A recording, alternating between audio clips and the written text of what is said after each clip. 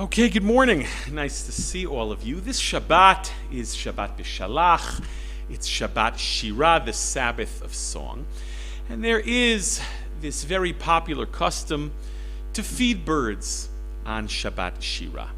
And our question that we'll explore together this morning is why? What is the reason behind this custom to feed birds on Shabbat Shira?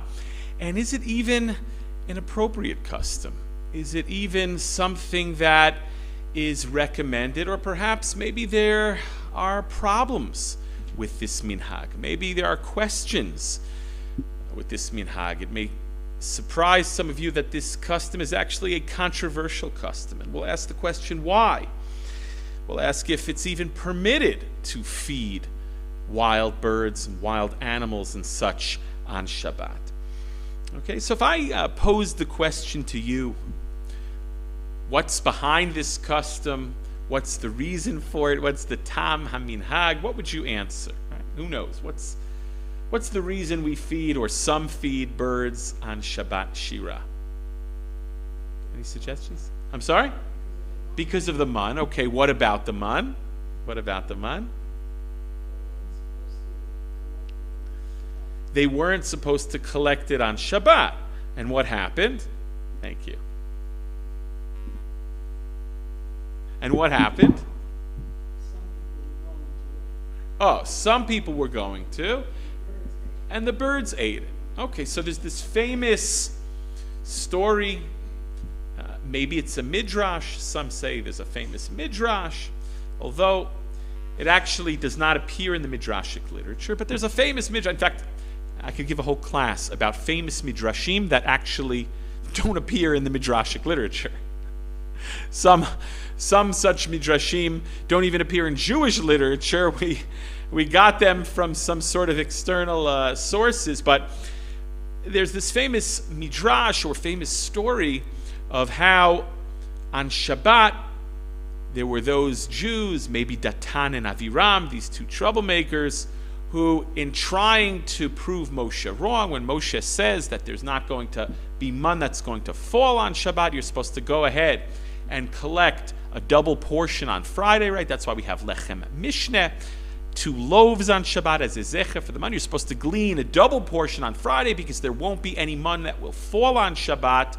So there were these 2 individuals, Datan and Aviram, these troublemakers we find throughout midrashic literature, throughout Chazal, who wanted to try and prove Moshe wrong. And so they spread out on Shabbat morning the man in the fields, and then they went back to the camp and called the Jewish people to come and look. Moshe lied to us. Moshe is wrong. They wanted to make Moshe look bad in the eyes of the Jewish people. And according to this story, this midrash, what happened, by the time the people come to the field, they see, where? What are you talking about? There's no man here, because the birds had come and eaten all the man and foiled the plan of the wicked Datan and Aviram. Right? So that's this famous midrash. There's only one problem, as I said. It doesn't appear in the midrash. Okay, but it appears in some later sources, and perhaps it was a midrash that just we no longer have. But in the Torah, in Parshat B'Shalach, which we'll read on Shabbat, in Perek Tet Zayin, Pasuk Chaf Hei, Moshe tells the Jewish people, Hayom lo timtza'u basadeh. You won't find man in the field today on Shabbat. And the next pasuk continues, Sheshet yamim tilketuhu uvayom hashvi Shabbat lo yebo. For 6 days you will glean, you will collect the man in the fields, but on Shabbat there will be no man in the field. And then the next pasuk, Pasuk Chav Zayin, Vayi bayom hashvi yatsu min ha'am lilkot v'lo matza'u. And it was on the 7th day, on Shabbat, there were those from the nation who went to glean, who went out to the fields, right? In contrast to what Moshe told them, there were those who went out and they did not find man. So on that pasuk, we have a midrash, and this perhaps is the closest midrash to that famous story, the closest midrash that we have here in source number 1, right?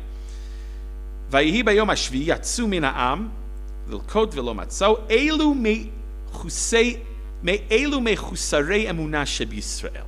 Elu mechusarei chusarei. Elu mechusarei emunah sheb'Yisrael. These are the Jews who lacked faith, those of little faith. That's the closest midrash that we have. But here in source number 2, the Otsar Kol Minhagei Yisrael, one of these Svarim which gives the reasons behind many minhagim, describes this famous story, this midrash, relates this famous story. Nahagushet b'Shabbat Shira mefazrin rifot kasha. There is a minhag on Shabbos Shira to spread out grain, buckwheat, lifnei ha'ofot, before the birds. Hatam mishum de'ita b'yalkut ala pasuk, because the reason is we have in the Yalkut, what Yalkut are we talking about? It's not in our Yalkut Shimoni, but there are other collections of midrashim that are called Yalkut. A collection is a Yalkut. On the pasuk Vayi bayom hashvi yatzu min ha'am lilkot v'lo matzah, this pasuk that we just read, v'kasheh dayalo lichtov v'lo haya ki lo me'olam. So it's interesting. The Torah says that they did not find, but it should have said, as he points out here in the name of this midrash, it should have said there was none, right? What's the difference? It should have said there was none, there was never any man there to begin with. But that's not what the Torah says. The Torah says they did not find, which implies that what? That maybe there was. Maybe someone, maybe Datan and Aviram, put out man. Okay? And that's implied by the lashon of the pasuk. Ach lefisha Datan v'Aviram yatzu b'leil Shabbat. Okay, here it has it Friday night, but some versions say in the Shabbos morning, whatever it is. Datan and Aviram went out Friday night, michutz lamachane, outside of the camp, ufizru sham haman shebidehem, and they spread out the man that was in their hands al pnei hasadeh b'midbar.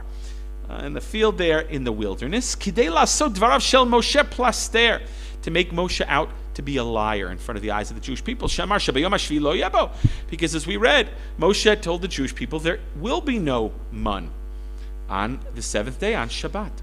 Ve'amru elham tzu uru'u shenimtza man al pnei hasadeh, and they told the people, go out and see that there is man on the sadeh, in the field. Ve'al kein yitu min ha'am lilkot v'chipsu v'lo matzau mipnei she'ofot ichlum kodem shebo. So there were those who went out and they did not find, as the pasuk tells us. Why? Because the birds had come and eaten the grain, or eaten, in this case, really the man. Right? We're feeding them grain, maybe, but they had eaten the man that Datan and Aviram had spread out. Al kein notnim lahem scharan lazecher zeh. So therefore, we give them schar. We give them some sort of reward as a zecher, as a remembrance for this. Ub'Shabbat Shira korin Parshat Haman, because on Shabbat Shira Parshat B'Shalach we read Parshat Haman. So that explains this custom. That's the most famous explanation, that it's related to the man. But there are other explanations which actually relate it to the Shira, related to the song. And here, if you take a look at source number 3, this is from the Sichot of the Rebbe Rayatz Milubavitch, Yitzchak Yosef Schneerson, the Friedeker Rebbe, the previous Rebbe of Lubavitch, whose yahrzeit happens to be today, the 10th of Shvat. It's a day that's celebrated by the Chabadnikim. Okay, so very interesting that we'll have an opportunity to learn some of his Torah on his yahrzeit. Okay, there's no coincidence when it comes to Torah. No coincidences in this world anyway. Mikre, the word for coincidence, is otiot rakme Hashem. Same letters as rakme Hashem. Everything comes from Hashem. But he relates in the name of the Alter Rebbe of Lubavitch, the first Rebbe, the founding Rebbe of Lubavitch, Shneur Zalman of Liadi, that Tziva HaMaharal, here in source number 3, the Maharal commanded. Now it's interesting, the Admor HaZaken, or the Alter Rebbe of Lubavitch, the first and founding Rebbe of Lubavitch, was a direct descendant of the Maharal, 7th or 8th generation from the Maharal, and was certainly influenced by the thought of the Maharal. There's a lot of interesting material on that. So he relates that the Maharal commanded, Al kol melamdei dardiki, Al kol avot hayiladim. The Maharal commanded all of the teachers of children, the Rebbes in the Cheder, and parents, right? Le'esof Shabbat Shira kol hayeladim l'chatzer beit midrash, to gather up all the children on Shabbos Shira and bring them to the courtyard of the Beit Midrash. Vaya Omer, and he would say, Hayom hu Shabbat Shira. Today is Shabbat Shira. V'tziva lamelamdim l'saper la'yeladim tinokot shel Beit Rabban sipur kriyat Yam Suf. And he would tell the teachers to tell their students, to relate to their students, the story of the splitting of the sea. Echshat siporim hayu mizamrim v'rakdu be'et shemoshe Rabbeinu klal Yisrael anashim v'nashim amru shirat az yashir.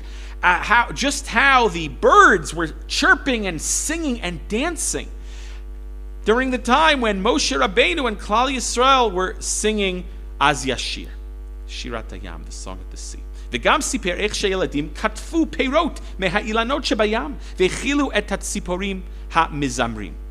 And he would also relate how the children would pluck fruits from the trees in the Yam and give them to the birds. There are all these midrashim that relate how the Jewish people crossing the sea took fruit, and they took the shlal, the bizat hayam, the spoils of war from the chariots of the Egyptians, right? There were all sorts of riches that they were plucking from Yam Suf, including these fruits, and they were giving them to the birds. And the Maharal would tell the teachers to give out some buckwheat to the kids,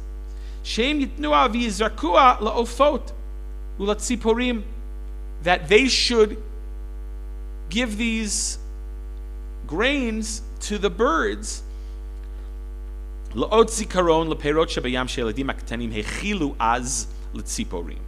as a sign and a remembrance for how the children during Kriyat Yam Suf and during Shirat Hayam were feeding the birds.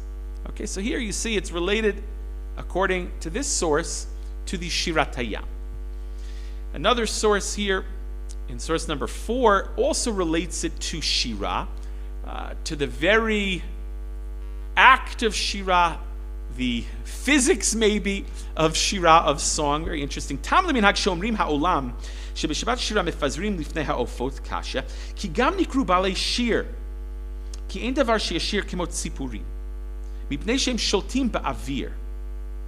He says the reason why we feed birds on Shabbos Shira is the following. The birds are called Ba'alei Shir.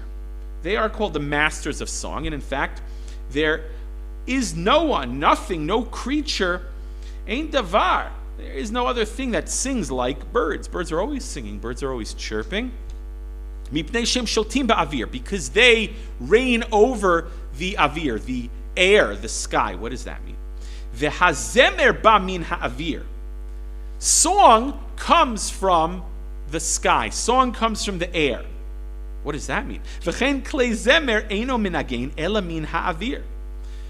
Musical instruments don't make their sound but for the avir, but for the wind, the air. What does he mean? What does he mean there? Well, could be a reference to different kinds of instruments that use air, like brass instruments, your trumpets or your trombones, like reed instruments like a clarinet or a harmonica, an accordion, where the air is pushed through a reed, right? Or woodwinds. Could be that's what we're talking about. But really, any musical instrument and any sound needs air. Any sound needs air. Even a stringed instrument, when you pluck a string of a guitar, it produces a sound, a tone, a sound wave, and that wave travels in the air before it reaches the ear of the listener. So all music is connected to air. All sound travels through the air. Could be that that's what he means here. Okay, and the birds, which are the masters of song, are the masters of the air, he writes. Now, what does he mean here? And someone who has large lungs, he knows how to play. Does that mean a trumpet player needs to have large lungs, right? You see the pictures of Louis Armstrong and great trumpet players where their cheeks are, Dizzy Gillespie, their cheeks are full of air. Is that what he means? Or maybe an opera singer, a Gesinter fellow, a healthy individual with large lungs, or a chazan. Typically, opera singers, chazanim, they're big individuals. They have a lot of lungs, a lot of lung capacity, a lot of air capacity to propel their voice. Okay, could be. V'lachein nichteva hashira ariach al gabi levena sheyeh avir ba'emtza. And now he says something interesting here, and that's why the Shira, the Shirat Hayam, is written in such a way where it's a half brick and a riach on the top of a levena, a full brick, right? And there's avir be'emtza. And that's an expression that you find in a number of places. You find that in the Gemara, for instance, in Megillah, Daf Tet Zayin here, in source number 5, talks about how the Shirot are written in such a way, these songs are written brick on top of brick, with a half brick in the middle. I'm going to show you in a moment in the Chumash what the Shirat Hayam looks like in the Torah. It's something that I'm sure you're all familiar with, but just to give you a sense, right? If you take a look and open up the Torah to Parashat Beshalach, and you look at the Shirat Hayam, no, okay. Unfortunately, in this Chumash, it's not printed in such a way. I just pulled this Chumash off the shelf here at the OU Center.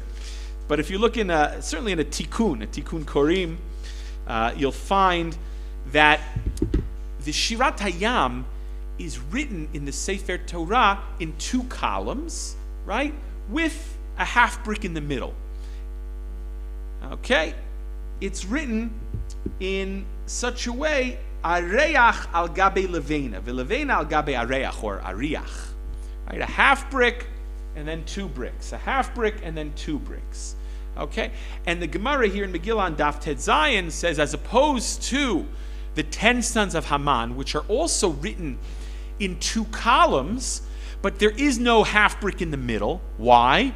Because the sons of Haman were all hanged. They're going to fall down through to the bottom, and there's no ladder, there's no middle brick, so to speak, for them to get up. That's what the Gemara says, right? Shalot tehet kuma lemapalatan. It's written similar to a Shira, similar to the Shirat Hayam, in that it's written in columns. However, you don't have those middle bricks, because we don't want the sons of Haman to be able to crawl their way back up. Okay? They've fallen down to the pit of hell, and that's where they shall stay. Okay? But here he quotes this lashon of that Gemara, how the Shirat Hayam is written with 2 columns, 2 bricks, with a half brick, ariach al gabe levena. And so it almost as if there's air in the middle, if you could imagine, because there's 2 columns and there's a half brick in the middle. So it looks like there's air trapped in the middle, and that's related to, as he explained, song. Music is related to the air. And who are the masters of song? Who are the masters of air? That, of course, the answer is the birds. Okay. And that's why we feed the birds. There are other reasons offered here in source number 6. I put a section from the Sefer HaToda'ah of Rabbi Eliyahu Kitov. Rabbi Eliyahu Kitov wrote a beautiful Sefer talking about Jewish holidays and Jewish customs throughout the year. I believe he wrote the Sefer for the Misrad HaChinuch here in the state of Israel. I believe it was supposed to be a manual for teachers in order to be able to, in the regular public school systems, to be able to educate their students about Jewish holidays throughout the year, the Jewish calendar. Okay, and it's become a very popular sefer. So he writes, Yesh nogim sheb'Shabbat shira mefazrim bachutz, mishirei ma'achalei Shabbat, Here he says the custom is to place on Shabbos Shira outside some of the leftover Shabbos food. Okay? So maybe it's not just your leftover challah, maybe it's you could put out some, your chicken, your kugel for the birds. Sheyochlum tzipurei hadrosh b'chutz. So, the birds outside will eat them. V'notnim tam lemin hagam. And there are reasons for this. And he gives a number of reasons. And one of the reasons he writes is, Shehein notlon tzchar shira, shehein omrot lakadosh baruch hu, b'tzif tzufan kol yom. ובשעה שאנו עומדים בפרשת שירה שלנו, אנו נזכרים בשירתן של הציפורים. He says this nice idea. The birds are constantly chirping. The birds are constantly singing song to Hashem. And so what? When we get together on Shabbat Shira and we recall the Shirat Hayam, the song at the sea, and we lift our voice, so to speak, in song to Hashem, we recall how the birds do that constantly. And so we give them a reward.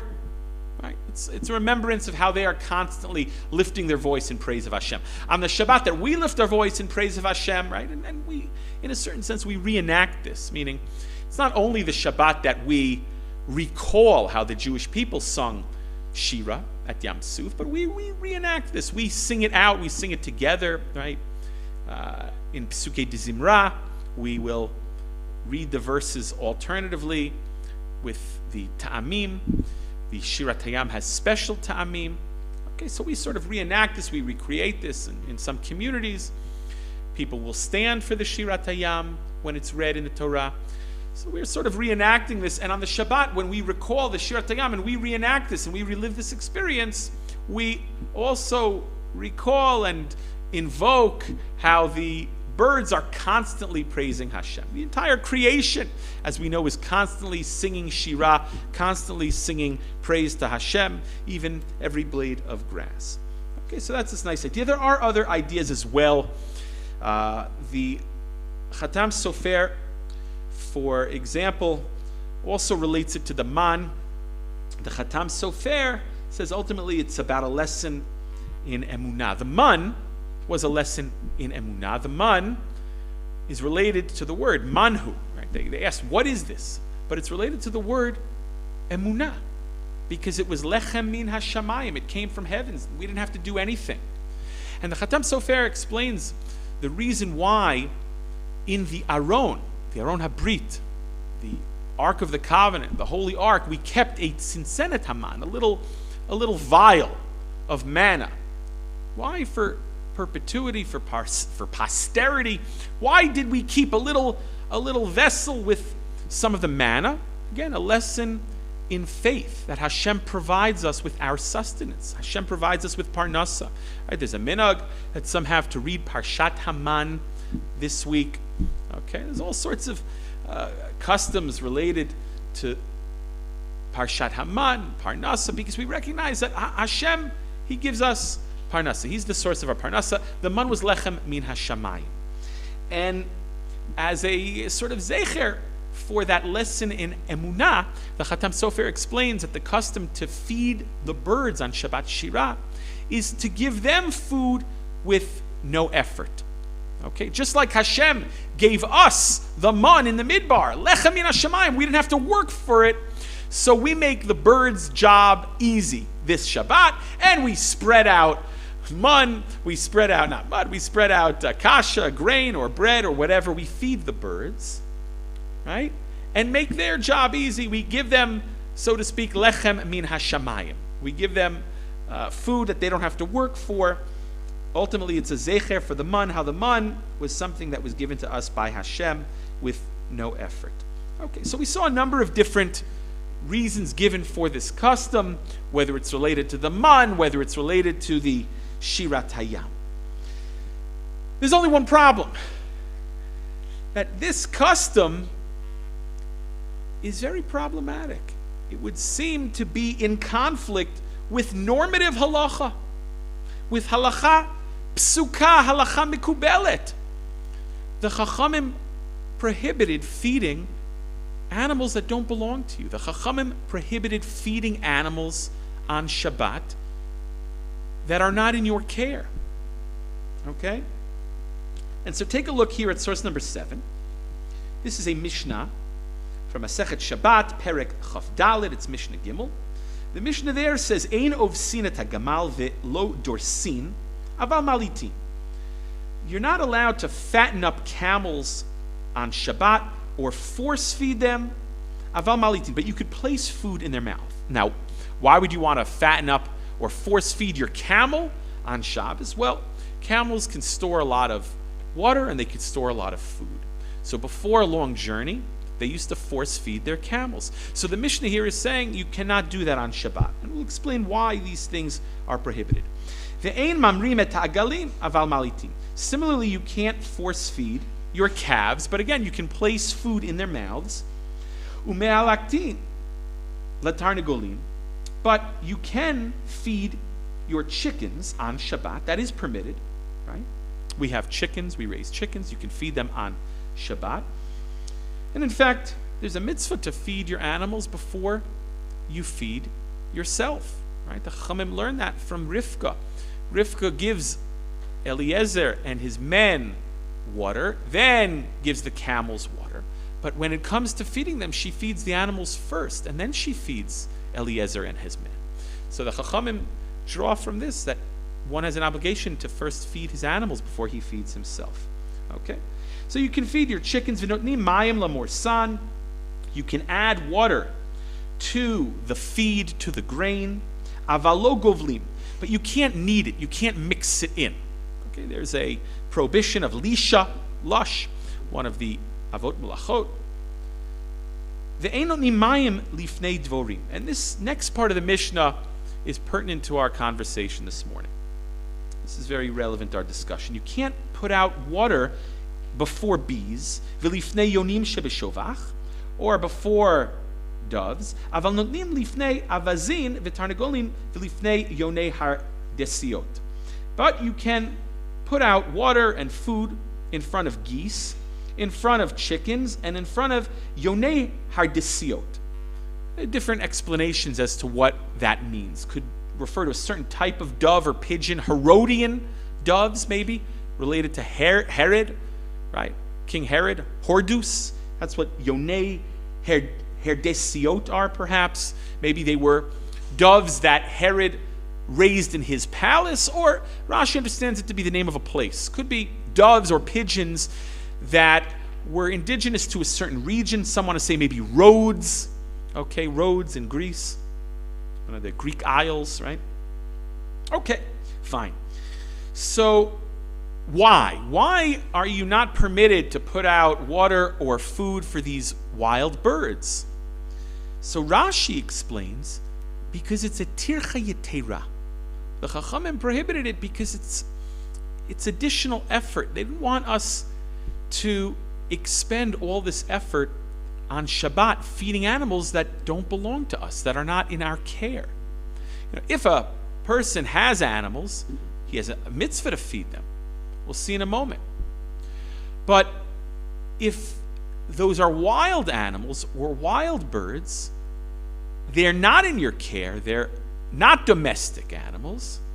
The Chachamim didn't want us to spend all day going around feeding animals that don't belong to us. They were concerned about the tircha involved. And there are a number of examples.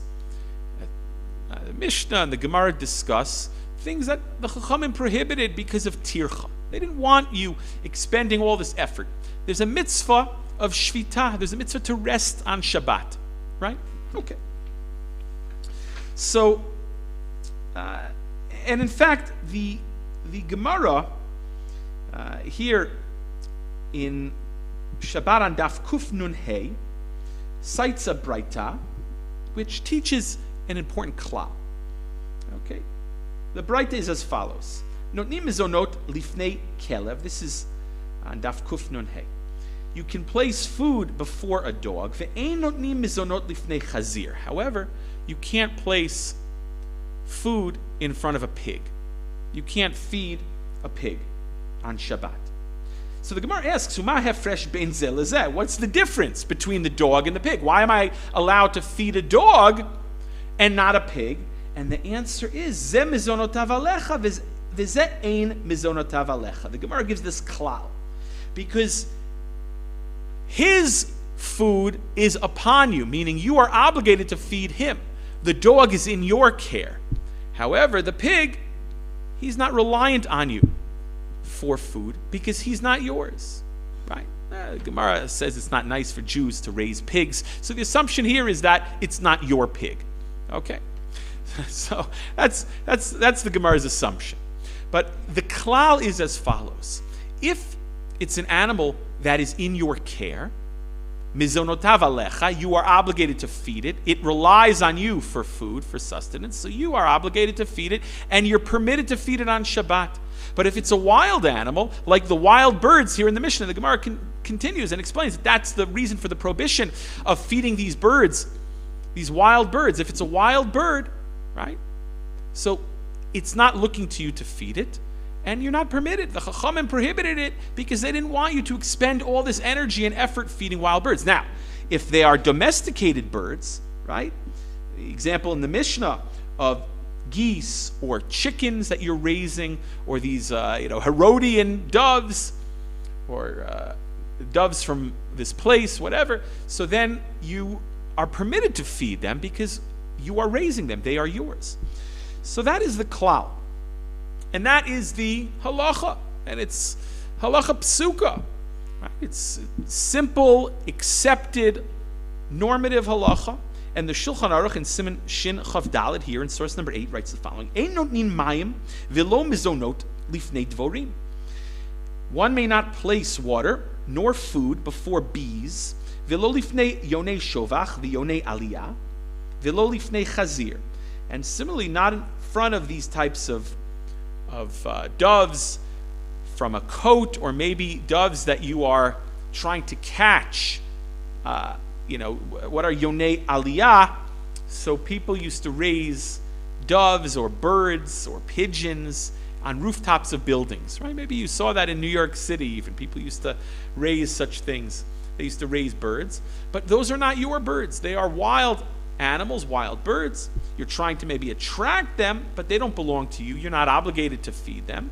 V'lo lifnei chazir, and not a pig. We mentioned that. That's the Braita. Okay. Aval notnim lifnei avazin v'tarnagolim v'yonei beitot. But it is permitted to feed geese and chickens and house doves. Okay.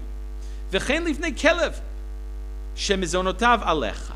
And so too, you can feed a dog, we said, because why? He's looking to you for food.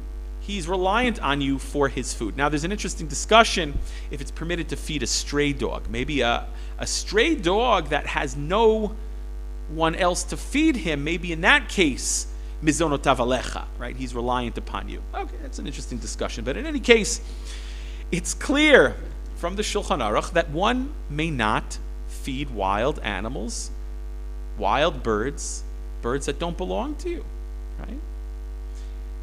And so how do we reconcile this with this popular custom of feeding birds on Shabbat Shira? And in fact, the Magen Avram and the Mishnah Brura here on this halacha in the Shulchan Aruch, they mention this custom and they decry this custom of feeding birds on Shabbat Shira.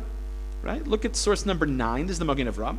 Yesh noagin lateit chitin b'Shabbat Shira lifnei ha'ofot ve'eino nachon sheharei ein mizonotan alecha. There are those who have the custom to put out grain on Shabbos Shira in front of the birds, and it's not proper because they are not reliant on you for their food. They are wild animals, and the Chachamim prohibited feeding wild animals on Shabbat. And so too here, the Mishnah Brura, in source number 10, he writes at the top of the next page, if you'll turn the page, Yesh noagin litein chitim lifnei ofot b'Shabbat Shira ve'ino nachon. It's not proper. Sharei ein mizonotan alecha. He cites the Magen Avram. It's not proper because you are not obligated to feed those birds. Okay, so the Magen Avram and the Mishnah Brura are very much against this practice. Right? It's a clear and cut halacha. Okay, it's a clear and cut halacha. In fact, maybe you've seen this before. There are those people who I would say don't know any better, who bring bread to Tashlich. You've seen this, maybe? And on Rosh Hashanah, they bring bread and feed the ducks, feed the fish, right? I saw this many times in the United States. I grew up thinking that that's what you're supposed to do, right? You're casting off your sins. So how do you cast off your sins into the sea? Bim tzolot hayam, right? Bim tzolot yam. How do you cast off your sins into the sea? By throwing bread into the river and feeding the fish, okay? And as a rabbi in the United States, I had to explain to well-meaning people, congregants of mine, who I saw it at a distance. They're coming to our communal tashlich, because in the United States that's what you have to do on Rosh Hashanah afternoon. You have to have a communal tashlich with the rabbi, right?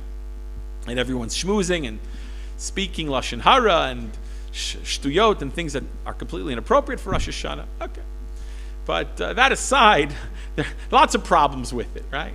And the tashlich is just a minhag, and you can do it at another time. It doesn't have to be done on Rosh Hashanah, especially if it's going to be a scene, as it is in many communities. But I would see from a distance, parents coming with their children in tow, and the kids are holding a plastic bag with bread, and then I have to take them aside and explain to them that on Rosh Hashanah, the Yom Adin, we are not allowed to feed animals that don't belong to us, and look at the disappointment in the eyes of the child. Okay? But that's the halacha. And that's why the Magen Avram and the Mishnah Berurah here come out against the custom of feeding birds on Shabbat Shira, because it's in conflict with normative halacha. And this raises a much larger question. What do we do when there is a minhag that becomes popular, that proliferates, that crystallizes, that comes into conflict with halacha brura, halacha psuka, halacha mikubelet, accepted normative halacha, right? So there is a category of minhagim that we call minhag ta'ut or minhag shtut, which need to be uprooted. In fact, Rabbeinu Tam in his Sefer Yashar writes that minhag is otiyot gehenom, right? Minhag is otiyot gehenom, because some people will observe a minhag that is in conflict with normative halacha. And because the minhag is so popular, they think it's, Torah misinai. Okay? And here, relating to this particular custom, Rav Yaakov Emden, who was not one to mince words, he was a very, very charif individual, so he calls it a minhag shtut. Ve'asur, he puts it in this classification of minhagim that are minhagei shtut, based on stupidity, on nothingness, and need to be uprooted because they are prohibited. They are asur. Okay? But it's not so simple, because among the poskim, you find that if a minhag becomes popular, a minhag that crystallizes, that proliferates, you find that the poskim will defend such a minhag, even going to great lengths to defend such a minhag. And sometimes they'll invoke statements like minhag Yisrael Torahi, minhag Yisrael Kedinhu. Minhag is like Torah. Minhag Yisrael, a minhag that's become popular, is like din, like halacha. They'll invoke the Yerushalmi, that sometimes we say minhag mevatel halacha, which requires a lot of elaboration beyond the scope of our class this morning, but sometimes it would appear that minhag would seem to override normative halacha. Okay. They invoke the Gemara, where the Chachamim will say, "He's hiru b'minhag avotechem biyadechem." Take great care with the minhag of your fathers, which is in your hands, the minhag avot that you've received. Al titosh torati mecha. The Gemara invokes the pasuk Al titosh torati mecha in relationship, or in relating to minhagim. We treat minhag Yisrael, if it's an established custom, we treat it with tremendous reverence and deference. We aren't flippant with minhag Yisrael. Minhag Yisrael Torahi, minhag Yisrael Kedinhu. He's hiru b'minhag avotechem biyadechem. the poskim will write. And so when a minhag has become popular and proliferated and crystallized, right?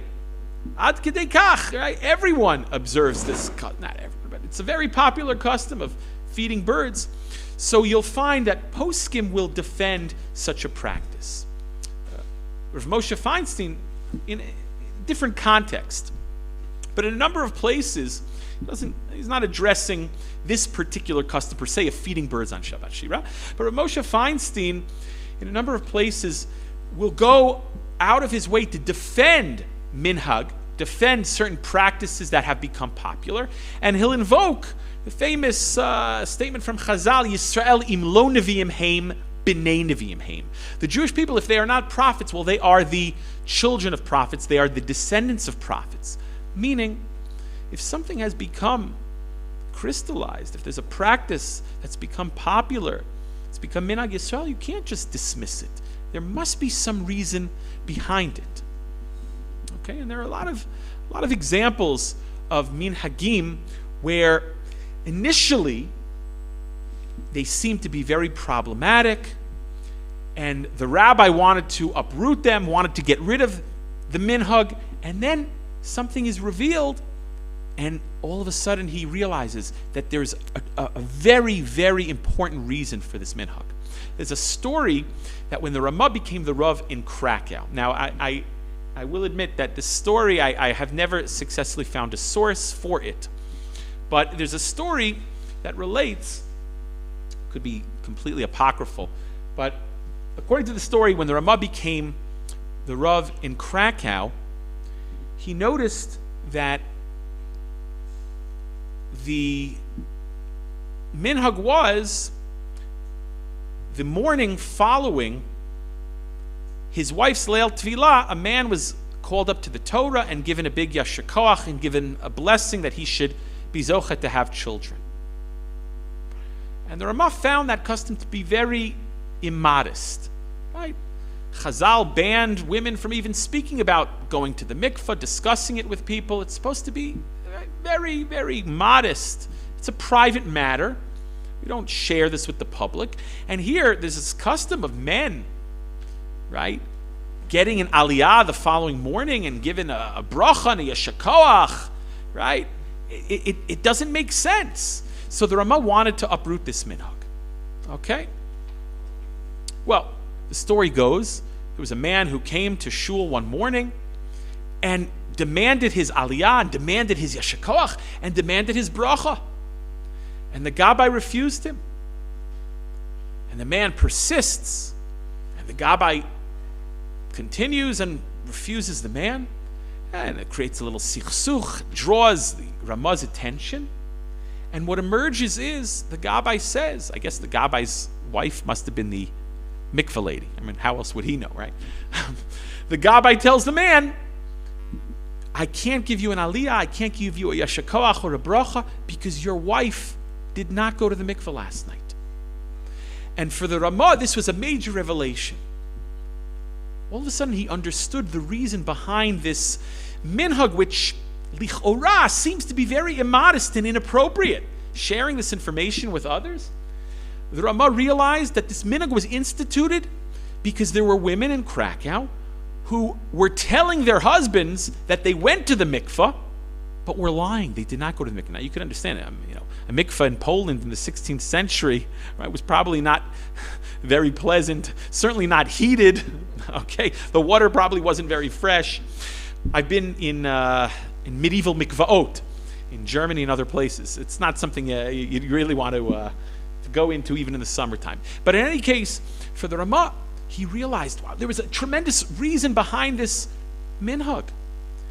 Because there were women who were not going to the mikveh who were lying about it to their husbands. So in order to ensure that they would be telling the truth, they instituted this custom. So you find that sometimes when there are minhagim which lichora are controversial or inappropriate or may come in the face of normative halacha, may seem to contradict or be in conflict of normative halacha, you find that poskim will defend such a practice. And here in source number 11, Okay, this is the Aruch HaShulchan. The Aruch HaShulchan, as opposed to the Mishnah Berurah, Aruch HaShulchan was a rav of a shul in a community and a posek, and as opposed to the Mishnah Berurah, the Aruch HaShulchan will often defend minhagim, defend practices. He's a lot more makil than the Mishnah Berurah, as opposed to just drawing on earlier sources, which the Mishnah Berurah does. The Aruch HaShulchan oftentimes uses a lot of lumdus. In order to defend a leniency. And here he writes the following: Yesh mitramim al mashe haminhag b'Shabbat Shira lizrok chitin lifnei ha'ofot v'arei ein mizonotan alecha. There are those who raise their voice in protest about this custom to feed birds on Shabbat Shira. Why? Because you are not obligated to feed those animals. Those animals are not looking to you for your sustenance. Aval nirali. However, it appears to me, he writes, de minhag Yisrael Torah. He invokes this statement, which I mentioned before. Minhag Yisrael is Torah. Sharei ein anu torchim bishvilam ela bishvilenu.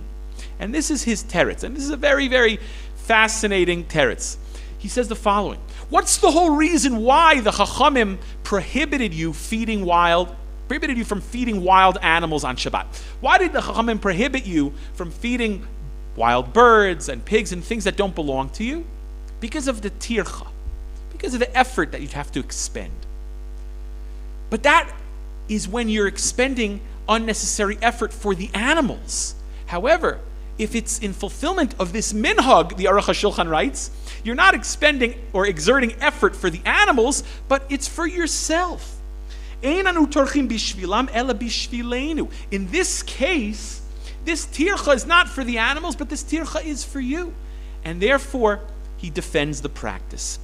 Here in a tshuva, in source number 12, in the 14th volume of the Tzitz Eliezer of Eliezer of Oldenburg, also defends the practice, and he writes the following. The Tzitz Eliezer is a major posek. He was a real Yerushalmi. He was born in 1915 here in Yerushalayim, died in 2006. He was the posek of Shari Tzedek Hospital and wrote thousands and thousands of tshuvot on every possible topic in halacha. He too defends this custom and writes, Kachu minhagan shel Yisrael, v'zichronai minhag zeh miyaldutai. This is minhag Yisrael, and I remember this from my youth. V'nagu kacha bevatim shel talmidei chachamim, yireim ushleimim. Yireim ushleimim. Ba'in putza po umefakpek ve'ein makom lavo latria al kach uminhagan shel Yisrael Torah. Says the following: I recall as a child seeing great Talmidei Chachamim in Yerushalayim. As I said, he was born in 1915 here in Yerushalayim. Yereim ushleimim. And they observed this custom without any reservation, without any hesitancy. Okay? And, as I said, he was a real Yerushalmi, belonged to the Yishuv HaYashan. So he's talking about who was here in the early 20th century. He's talking about the Prushim, the Yishuv HaYashan, the Talmidei Hagra, Yereim ushleimim, who certainly were familiar with the Mishnah in the 24th parak of Maseches Shabbos, who certainly were familiar with the Gemara there on Daf Kuf Nun Hey, were certainly familiar with this passage in the Shulchan Aruch and Siman Shin Chaf Dalet in the Magen Avram and the Mishnah Berurah there, and nevertheless, without hesitancy, observed this custom because Minhag Yisrael Torahi. Okay, and we have this expression of Puk Chazei Mai Abad Dvar, go out and see what the people are doing. If it's a minhag that's become universally accepted and accepted by Talmidei Chachamim, Yireim Ushleimim, there's tremendous weight to that. We have to relate to these minhagim with tremendous reverence and deference, and we can't be flippant. We can't just dismiss these customs. And then he gives a number of reasons for it, and he writes, and again, it's permitted. He defends this custom. Here in source number 13, we're almost out of time, but the Sefer Shmirat Shabbat Kilchata also discusses this custom. Right? And he quotes the Magen Avram and the Mishnah Berurah, and also suggests that maybe feeding birds with grain on Shabbat at least might be an issue of muksa, because there's a discussion that if you have grain in your home, well, let's say you've got wheat and barley and it's uncooked, there's nothing you can really do with it on Shabbat. Maybe that uncooked grain and barley and things, you're not going to eat it. Maybe that's muksa. So the Shmirat Shabbat Kilchata here in source number 13, he offers a nice little patent, right? How you can observe this custom, but not be in violation with any of the things we mentioned, right? The prohibition, this isur d'Rabbanan, this rabbinic prohibition of feeding wild animals or feeding wild birds, and also not have this issue of potential muksa if you're giving them grain, buckwheat, kasha, which was the custom. And he writes, Ach mutar lina'er mapa min hapirurim she'aleha b'makom sheish bo eruv shegam hatziburim tochleno otam. He says you can simply take your tablecloth after the meal and you can shake it out in your backyard, assuming there's an eruv, right? And that way, the birds can have their cake and eat it too, right? That way you can have your cake and eat it too. You can fulfill this custom, but also be careful with this isur d'Rabbanan of feeding birds that don't belong to you on Shabbat and potential situation of muksa. Right? In fact, it's recorded that the stipler would put out bread for the birds on Sunday, right? On Motzei Shabbos, to avoid these issues. Some will put out bread maybe Erev Shabbos, right? Others are, makpid. No. The minhag was and always is, it has to be on Shabbos itself. You have to feed the birds on Shabbat Shira, on Shabbat itself. So, okay, you could do it Erev Shabbos without a problem. You could do it Sunday like the stipler. You want to do it on Shabbos, so that Shmirat Shabbat Kilchata here, in source number 13, says you can merely just shake out your tablecloth, and in that case, you're not actively feeding the birds, you're just cleaning off your tablecloth, and incidentally, if the birds eat from it, okay, that's a good thing, and then you're in fulfillment of this custom. So he offers up this nice little patent. Okay? I found an interesting passage in the Bach here, in source number 14, the last source on the source sheets, where he writes, and this is in the context of Hilchot Brachot, but he writes that the custom to feed birds on Shabbat Shira was maybe actually not necessarily to feed the birds, but this custom was to eat grain. Look what I've underlined. He writes, She'ochlin b'Shabbat Shira chitin shleimin mevushalin. The custom was actually to eat whole cooked grain. Okay, so whether you want to feed the birds on Erev Shabbat or on Sunday to avoid this issue, if you want to shake out your tablecloth to avoid the issues we mentioned this morning, or whether you want to maybe just eat grain in fulfillment of this custom according to the Bach, yesh al mi lismoch. And even those who feed birds on Shabbat, as we saw in the Aruch HaShulchan and this tshuva that Tzitz Eliezer, there are those poskim who defend this minhag. But this is a fascinating example, a case study really, of what happens when you have a custom that's controversial. What happens when you have a minhag that becomes popular, a practice that becomes popular and proliferates and crystallizes, but seemingly comes into conflict with normative halacha, right? Do you say it's a minhag ta'ut, a minhag shtut? You have to uproot it. Do you say minhag otiot gehenom like Rabbeinu Tam in his Sefer HaYashar? Or do you defend the practice and say, no, minhag Yisrael Torahi, minhag Yisrael kidinhu, minhag mevatel et halacha, im lo Yisrael neviim heim, b'nei neviim heim. Right? Okay, have a wonderful day, a wonderful Shabbat Shira, and we'll see you all, Be'ezrat Hashem, next Wednesday.